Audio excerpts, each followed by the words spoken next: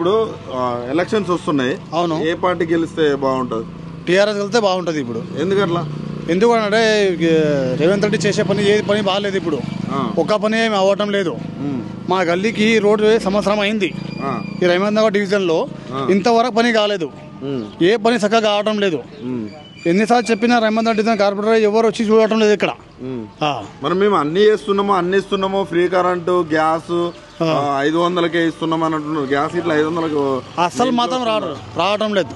Free current రావటం లేదు, free gas రావటం లేదు, ఏం రావటం లేదు మాకు ఫ్రీ. ఎట్లా మరి కరెంట్ అన్న 24 గంటలు ఉంటుందా? ఉండటం లేదు. అంత ముందు ఎట్లా ఉంటుండే? బాగుంటుండే మొత్తం అట్లా. ఇప్పుడు అస్సలు బాగాలేదు మొత్తం. మరి మార్పు అంటుండే, మళ్ళీ మార్పు తీసుకొస్తా అంటుండే. ఏమన్నా ఈ 2 సంవత్సరాలలో మీకు ఏమన్నా ఏ మార్పు రాలేదు? అస్సలు ఏం మార్పు రాలేదు. ముందే బాగుండే, ఇప్పుడైతే మార్పు ఏం లేదు. ఇప్పుడు చేసే పనులు అసలు ఏం బాగాలేదు ఇప్పుడైతే. కాంగ్రెస్ వాళ్ళు వస్తే ఏం అడుగుతారు మీరు? జూబ్లీ ప్రజలు వస్తే ఇక్కడికి మీకు ఓట్లాడడానికి వచ్చారు అనుకో, కాంగ్రెస్ వాళ్ళు ఏం అడుగుతారు మీరు?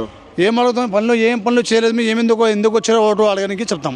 డైరెక్ట్ అడుగుతాం. మీరు ఏం చేశారు, మీ పనులు ఏమున్నాయి, ఒక్క పని కాలేదు. అలా షాదీ ముబారక్ ఇస్తా అన్నారు, ఇవ్వలేదు.